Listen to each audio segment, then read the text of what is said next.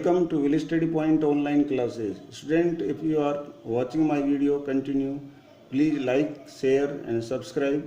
And for more updates, press the bell icon. Student, आज हम start करेंगे exercise 3.2 और सबसे पहले हम इसके कॉन्सेप्ट स्टडी करेंगे, उसके बाद हम एक्सरसाइज के क्वेश्चंस करेंगे। ये मेरा पार्ट 1 है, इसमें हम केवल कॉन्सेप्ट की स्टडी करेंगे। तो देखते हैं पहले कॉन्सेप्ट्स क्या क्या हैं।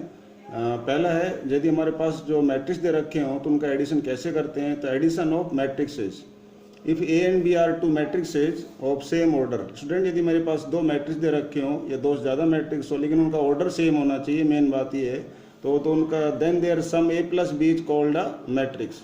तो उनका सम भी जो बनेगा वो भी मैट्रिक्स ही बनेगा, यानी कि मीनिंगफुल मैट्रिक्स ही आएगा, लेकिन उसका ऑर्डर जो होगा वो भी m इंटू एन ही रहेगा। यदि दो मेरे पास मैट्रिक्स है, उनका ऑर्डर m इंटू एन है, तो उनसे बनने वाले जो नया मैट्रिक्स होगा एडिशन से, उसका ऑर्डर भी m इंटू एन ही रहेगा। और उसको हम ऐड कैसे करेंगे दो मैट्रिक्स को, तो उसके लिए हम क्या करेंगे, कोरस्पॉन्डिंग एलिमेंट्स जो होते हैं उनको ऐड कर देंगे। एग्जाम्पल देखेंगे स्टूडेंट, ए इक्वल टू, ये मैंने कोई मैट्रिक्स लिया है, B equal to second matrix लिया है, इनके कोरस्पॉन्डिंग एलिमेंट मैं आपको बता चुका हूँ पहले। कोरस्पॉन्डिंग एलिमेंट यानी कि फर्स्ट कॉलम और फर्स्ट रो का एलिमेंट, इसका भी फर्स्ट कॉलम फर्स्ट रो का एलिमेंट, सेकंड कॉलम है इसमें और ये फर्स्ट रो है, इसमें भी देखिए ये सेकंड कॉलम है फर्स्ट रो है, तो ये कोरस्पॉन्डिंग एलिमेंट ये कहलाते हैं। इनको हम ऐड करेंगे तो देखिए 2 में 2 ऐड कर दिया 4, 3 में 7 है माइनस के, तो ये सब्ट्रैक्ट हो जाएंगे, अपोजिट साइन है, ऐड से मतलब 3 माइनस 7 को ऐड करेंगे तो -4 आएगा। बड़े डिजिट का साइन लगाएंगे, इंटीजर्स की नॉलेज आपको पहले से है, -5 + 6 ये आपका 1 हो जाएगा, बड़े डिजिट का साइन लगाना है आपको। इस तरह से इनको भी ऐड करेंगे, 6 में 0 ऐड करेंगे, 6 आएंगे, ये ऐड करते जाएंगे। आप देखेंगे मेरे पास जो मैट्रिक्स आ रहा है इसकी यदि मैं रो पर ध्यान देता हूँ तो मेरे पास 2 रोज हैं और 3 मेरे पास कॉलम्स आ रहे हैं। यहाँ भी आप देख रहे हैं 2 रोज और 3 कॉलम्स थे। तो आपने क्या देखा कि ये 2×3 का मैट्रिक्स था, ये भी 2×3 का, तो आंसर जो मेरे पास आया एडिशन के बाद वो भी 2×3 का मैट्रिक्स है। यानी कि दो मैट्रिक्स सेम ऑर्डर के हो तो आंसर भी उसी ऑर्डर का मैट्रिक्स आता है। और ये ए और बी जो है उसके हम चाहें तो ए और सी को भी ऐड कर सकते हैं, तो भी मेरे पास देखिए ये मैट्रिक्स आ रहा है।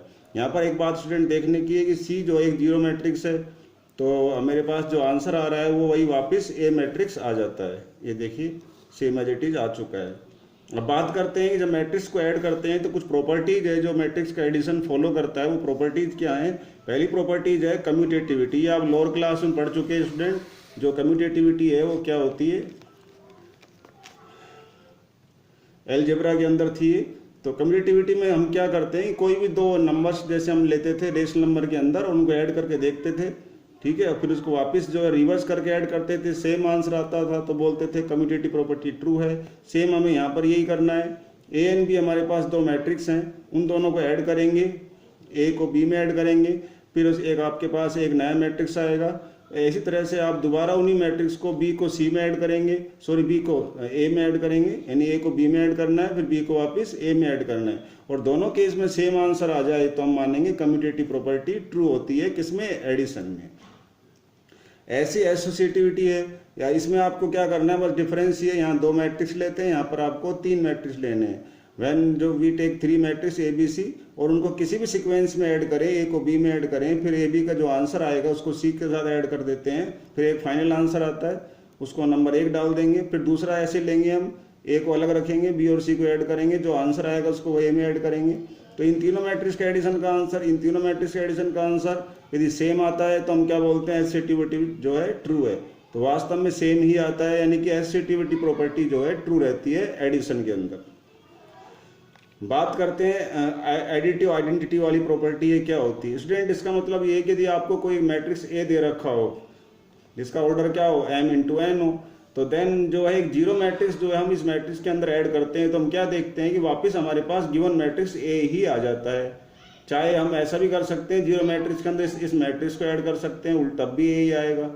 तो जब हमारे पास कोई ऐसा मैट्रिक्स अवेलेबल हो जो हमें वापस गिवन मैट्रिक्स ही दे देता हो, तो उस एडेड मैट्रिक्स को जिसको हम ऐड करते हैं उसे एडिटिव आइडेंटिटी कहते हैं।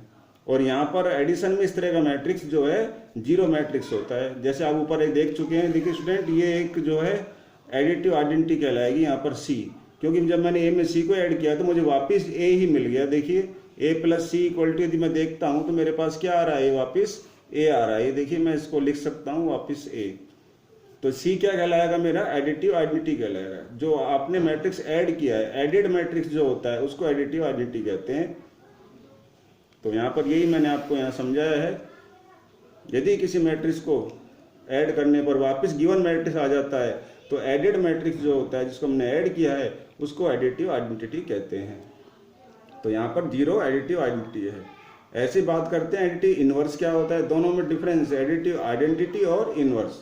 इनवर्स में क्या होता है, यदि कोई मैट्रिक्स आपको दिया हुआ है और उसके अंदर उसका नेगेटिव मैट्रिक्स ऐड कर देते हैं स्टूडेंट, हम क्या देखते हैं कि हमारे पास 0 आंसर आता है। तो गिवन मैट्रिक्स के नेगेटिव मैट्रिक्स को हम इनवर्स मैट्रिक्स कहते हैं, एडिटिव इनवर्स मैट्रिक्स कहते हैं। ये देखिए एग्जांपल, ये मैंने यहाँ पर लिया है 3 2 4 5। इसका नेगेटिव मैट्रिक्स ये होगा, हर एलिमेंट को नेगेटिव से मल्टीप्लाई करके हम ऐड करेंगे इसमें, तो हमारे पास 0 मैट्रिक्स आ रहा है। तो ये जो मैट्रिक्स है नेगेटिव वाला, इसको एडिटिव इनवर्स कहेंगे इस गिवन मैट्रिक्स ए का। ऐसे यहाँ पर था, बस दोनों में डिफरेंस ये है कि यहाँ पर आंसर 0 चेक करते हैं, यहाँ पर गिवन आंसर गिवन मैट्रिक्स को चेक करते हैं। और ये देखिए इसका एग्जाम्पल मैंने दे रखा है। ये देखिए ये गिवन मैट्रिक्स है, उसमें मैंने एक मैट्रिक्स ऐड किया, वापस गिवन मैट्रिक्स आ गया। तो ये जो है मेरे पास 0 मैट्रिक्स, इसको हम एडिटिव आइडेंटिटी कहेंगे। तो स्टूडेंट ये तो था जो है एडिशन के बारे में हमारे जो कॉन्सेप्ट थे वो रूल थे। अब हम बात कर रहे हैं किसके बारे में, matrix of multiplication of matrix bye scalar. अब हम मल्टीप्लिकेशन के बारे में बात कर रहे हैं।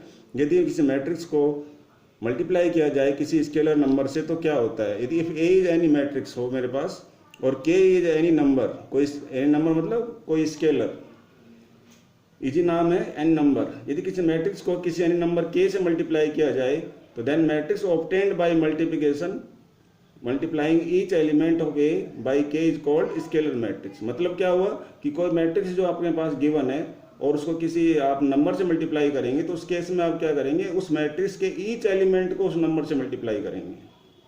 और जो आपके पास मैट्रिक्स आएगा मल्टीप्लाई के बाद उसको डिनोट करेंगे के ए से। के क्रॉस ए मतलब के ए होता है। ये देखिए स्टूडेंट एक एग्जांपल से आप देख सकते हैं। यदि मैं जो है 4 से मल्टीप्लाई करता हूँ, के मेरा 4 है, एक मैट्रिक्स ए है इस तरह से 6 7 2 4 मैंने लिख दिया है, कुछ भी एक मैट्रिक्स है, इसको मैं 4 से मल्टीप्लाई करता हूँ तो मेरे पास जो मैट्रिक्स आएगा वो के ए आएगा। के ए से मतलब 4 × 6 4 × 7 और 4 × 2 और 4 × 4, यानी कि मेरे पास आया 24 28 8 और 16।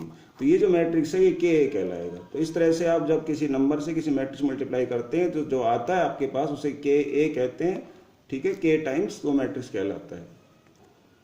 स्टूडेंट और प्रॉपर्टीज देखते हैं। जो प्रॉपर्टीज हैं किसकी, स्केलर मल्टीप्लिकेशन की। स्केलर मतलब किसी नंबर से मल्टीप्लाई करते हैं किसी मैट्रिक्स को, तो और प्रॉपर्टीज क्या क्या हो सकती हैं। देखिए यदि एक की जगह मेरे पास सपोज करिए वी हैव 2 मैट्रिक्स, मेरे पास 2 मैट्रिक्स हो और ए और बी, और के और एल मेरे पास 2 स्केलर दे रखे हो, तो ये प्रॉपर्टीज आपको देखेंगे कि ये ट्रू मिलेंगी। क्या है, किसी मैट्रिक्स ए प्लस बी के एडिशन को, 2 मैट्रिक्स है उनके एडिशन को यदि किसी नंबर से मल्टीप्लाई करें तो जो आंसर आएगा वो, और या जो है इंडिविजुअल मैट्रिक्स को जो है उस नंबर से मल्टीप्लाई करने पर जो आंसर आएगा वो इक्वल रहता है। ये प्रॉपर्टी आप ध्यान रखेंगे। 1 सेकेंड प्रॉपर्टी ये हो सकती है कि हम जो है 2 स्केलर्स को ऐड करें फिर उसको एक सिंगल मैट्रिक्स से मल्टीप्लाई करें तो आपके पास एक आंसर आएगा।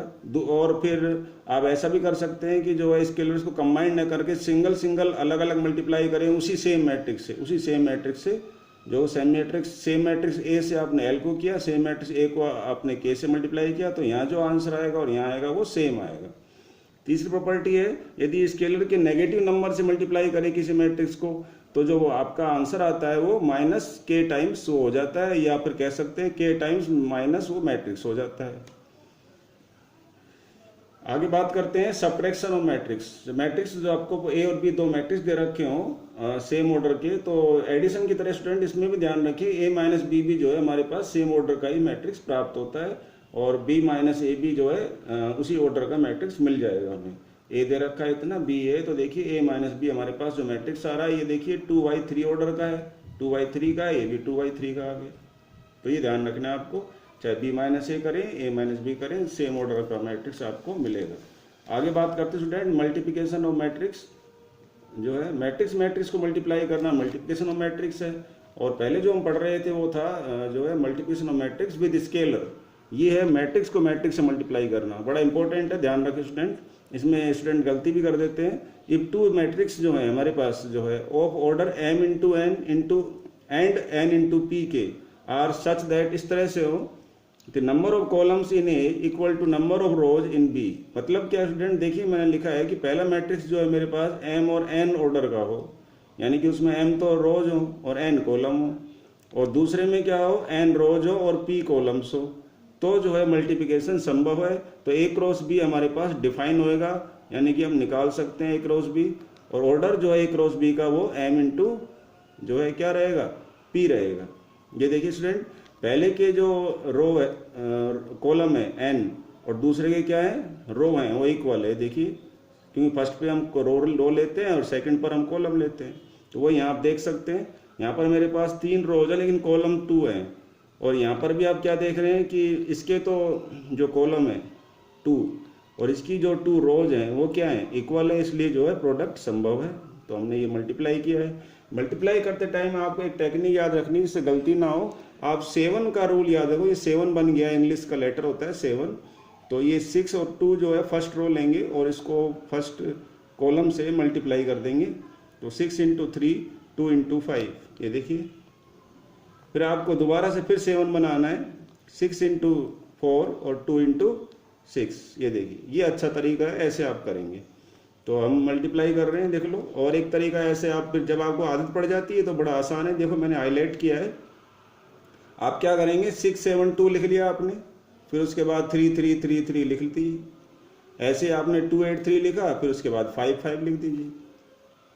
ऐसे यहाँ पर 6 7 2 लिखेंगे, फिर हमारे पास 4 बचेगा तो 4 4 आ जाएगा, फिर 6 बच रहा है 6 6 6 आ जाएगा। तो ये आसान तरीका है लर्न करने का। और एक जो कॉन्सेप्ट है वो ये है कि 7 जो डिजिट होता है मैथ्स का, उस वाले जो है फॉर्मेट में इसको मल्टीप्लाई करते हैं, रो को कॉलम से। तो फाइनल आंसर आया a क्रॉस b हमारे पास ये। तो इस तरह से मल्टीप्लिकेशन किया जाता है। और जो हमारे पास आंसर आ रहा है उसकी देखते हैं, रो कॉलम। तो रो कितनी इसमें 3 है और कॉलम कितने हैं, 2 हैं। तो देखिए रो कितने थे, m थे, कॉलम कितने थे, p थे, तो m क्रॉस p आंसर आ गया है। आगे चलते हैं स्टूडेंट, हमारे पास है प्रॉपर्टीज क्या होती है मल्टीप्लिकेशन। जैसे अपने एडिशन की देखी थी, ऐसे मल्टीप्लिकेशन की भी प्रॉपर्टीज है। देखिए पहली है commutativity always not true. Multiplication में कम्यूटेटिव प्रॉपर्टी हमेशा ट्रू नहीं होती है। यदि मेरे पास 2 मैट्रिक्स दे रखे हैं जिनका ऑर्डर 3x3 है और 3x2 है, यानी कि उनका ऑर्डर सेम नहीं है, तो then B cross A is not possible. A cross B तो हो जाएगा, क्योंकि फर्स्ट की जो कॉलम है और सेकंड की जो रो है वो सेम है, देखो दोनों, इसलिए ए इंटू बी हो जाएगा। लेकिन बी इंटू ए संभव नहीं है, क्योंकि फर्स्ट की जो कॉलम है और सेकंड की जो हमारे पास क्या है, रो है, वो इक्वल नहीं है। ये रूल है, CR रूल याद रखेंगे आप मल्टीप्लिकेशन में, जो मैंने ऊपर लिख दिया है वैसे हिंट के लिए, CR यानी कॉलम फर्स्ट के तो कॉलम और सेकंड की रो इक्वल होनी चाहिए, तभी मल्टीप्लिकेशन संभव है। आगे बात कर रहे हैं, तो B cross A not possible है, क्योंकि अभी हमने आपको दिखा दिया कि फर्स्ट की तो जो कॉलम है और सेकंड की रो जो है इक्वल नहीं है। या हम ये भी कह सकते हैं कि ए बी तो डिफाइन है लेकिन बी ए डिफाइन नहीं है। सिमिलरली ए बी जो है may not be equal to B A. हो सकता है कि ए बी और बी ए डिफाइन तो हो लेकिन इक्वल नहीं हो, तो इसलिए हमने बोला है कम्यूटेटिव प्रॉपर्टी ऑलवेज ट्रू नहीं होती है। ट्रू कब होती है कम्यूटेटिव प्रॉपर्टी, जब ए और बी जो है दोनों सेम ऑर्डर के हों, 3x3 का हो वो भी 3x3 का हो, तब तो जो है दोनों स्क्वायर मैट्रिक्स हों, सेम ऑर्डर के हों, तो जो है A B equal to B A हो सकता है। तो देखिए मेरे पास एक 2x3 और 3x2 के 2 मैट्रिक्स हैं। यदि मैं ऐसे 2 मैट्रिक्स लेता हूं तो a cross B not equal to B A आएगा, क्योंकि जो a क्रॉस बी बनेगा उसमें तो मेरे पास ऑर्डर आएगा, वो आएगा 2x2, और ए बी जो है मेरे पास बनेगा वो 2x2 ऑर्डर का होगा, सॉरी ये 2x2 आएगा, और बी ए जो बनेगा वो 3x3 ऑर्डर का बनेगा। ठीक है, आगे बात करते हैं student associativity. If 3 matrices A B and C are such that A B और सी का जो प्रोडक्ट किया जाए, फिर ए को सेपरेट करके बी और सी का प्रोडक्ट किया जाए, जब भी दोनों जो है साइड्स डिफाइन हो जाती हैं तो उस केस में एससीटी प्रॉपर्टी जो है ट्रू हो सकती है। और एबीसी और ABC are of same order के आएंगे और एससीटी प्रॉपर्टी हमेशा ट्रू होगी, ये मैंने बताया आपको भी। तो ध्यान रखें कि ट्रू जब ही होगी जब ये दोनों साइड डिफाइन हो, तो एससीटी प्रॉपर्टी ट्रू हो सकती है। ऑलवेज ट्रू है ये कोई ज़रूरी नहीं है। डिस्ट्रीब्यूटिव प्रॉपर्टी क्या है? If A B C are 3 जो है मैट्रिसेस सच दैट, ये भी सब लोअर क्लास में पढ़ चुके हैं आप प्रॉपर्टी, वहाँ नंबर के लिए पढ़ा था हमने, मैट्रिक्स के लिए पढ़ रहे हैं। तो यदि मैं फर्स्ट मैट्रिक्स को बाकी दो मैट्रिक्स के एडिशन से मल्टीप्लाई करता हूँ तो फर्स्ट मैट्रिक्स को फर्स्ट से भी करेंगे और सेकंड से भी करेंगे, ये डिस्ट्रीब्यूटिव प्रॉपर्टी कहलाती है। और मेरे पास यहाँ पर जो आ रहा है बी पार्ट जो है, ए पार्ट में है, बी पार्ट में हमने ये लिखा है कि जो है शुरू के दो मैट्रिक्स अंदर है तो ये बाहर है, इस तरह से भी हो सकता है। उस केस में भी जो है ये डिस्ट्रीब्यूटिव प्रॉपर्टी ट्रू होगी, बट कंडीशन ये है कि ये दोनों साइड डिफाइन होनी चाहिए, ए इंटू सी भी पॉसिबल होना चाहिए और बी इंटू सी भी पॉसिबल होना चाहिए। यानी कि इनका ऑर्डर इस तरह से होना चाहिए कि बी क्रॉस सी डिफाइन हो और ए क्रॉस सी भी डिफाइन हो जाए, देन डिस्ट्रीब्यूटिव प्रॉपर्टी ट्रू होगी। मल्टीप्लिकेटिव आइडेंटिटी क्या होती है स्टूडेंट? यदि ए कोई मेरे पास मैट्रिक्स है और उस मैट्रिक्स को यदि मैं किसी जो है दूसरे मैट्रिक्स से मल्टीप्लाई करता हूँ, वापस मेरे पास मैट्रिक्स ए आ जाता है, तो दूसरा मैट्रिक्स जो है वो मेरे पास क्या कहलाएगा? मल्टीप्लिकेटिव आइडेंटिटी कहलाएगा। जैसे हमने एडिटिव आइडेंटिटी पढ़ा है, ऐसे मल्टीप्लिकेटिव आइडेंटिटी होता है। एडिटिव आइडेंटिटी मेरे पास जीरो मैट्रिक्स होता है, मल्टीप्लिकेटिव आइडेंटिटी ध्यान रखिए स्टूडेंट, मेरे पास जो है ये है, देखिए आइडेंटिटी मैट्रिक्स जो है मल्टीप्लिकेटिव आइडेंटिटी कहलाता है। देखिए वापस सेम आंसर आ रहा है। यदि मैं इसको आइडेंटिटी मैट्रिक्स आई से मल्टीप्लाई करता हूँ, गिवन मैट्रिक्स ए को आई से मल्टीप्लाई करते हैं तो वापस मेरे पास ए आ जाता है। तो ये जो आइडेंटिटी मैट्रिक्स है इसको हम क्या कहेंगे? मल्टीप्लिकेटिव आइडेंटिटी कहेंगे। उसके बाद आता है मल्टीप्लिकेशन विद नल मैट्रिक्स। यदि किसी मैट्रिक्स ए को नल मतलब जीरो मैट्रिक्स से मल्टीप्लाई किया जाए तो वापस मेरे पास जीरो मैट्रिक्स आएगा। तो क्या हो रहा है कि ये जो मैट्रिक्स है, गिवन मैट्रिक्स जो है, उसको हम क्या कहेंगे? फिर जो है जीरो मैट्रिक्स जो दे रखा है मेरे पास, तो ये मल्टीप्लिकेशन विद नल मैट्रिक्स कहलाएगा। स्टूडेंट आप इन सभी रूल्स को एक बार और जो है रिवाइज करें, वीडियो कम से कम 2 टाइम्स देखें ताकि आपको अच्छे से क्लियर हो जाए। और ये रूल्स अगर आपके अच्छे से कॉन्सेप्ट है क्लियर हैं, अगर माइंड में सेट हो जाते हैं, तो अब एक्सरसाइज 3 जो हम 2 करेंगे उसमें क्वेश्चंस करने में आपको प्रॉब्लम नहीं आएगी।